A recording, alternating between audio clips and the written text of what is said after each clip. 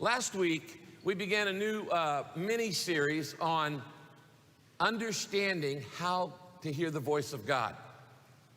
Very few things are more important than this because you can't have a relationship to God if you can't hear God. If all you do is ever talk to Him in prayer and you never hear God speak to you, that's a one-way relationship. That isn't much of a relationship. God wants to speak to you. Now this week, I want us to look at the issue of how do I know when it's God? When I get an idea in my mind, how do I know where that idea came from, that impression, that thought? How do I know it didn't come from the devil or it came from the bad burrito I ate last night? Or it came from my own thoughts. I just thought it up. I mean, you talk to yourself all the time. I talk to myself all the time. I am my own best friend.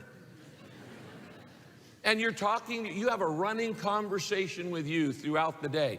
How do I look? How do I feel? What's going on? How should I handle that? Respond to that. And it's very easy to sometimes be confused on, is this God telling me to do this? Or is this just something I want to do? Do you know what I'm talking about? Is this really just my idea?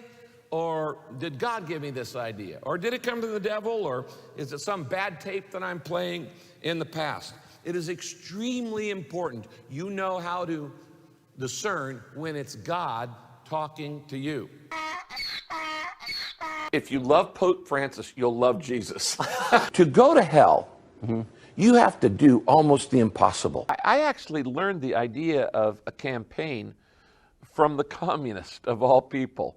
I have many, many gay friends, have worked around the world with them in gay organizations. And by the way, if you're not following me on Twitter, you're going to hell.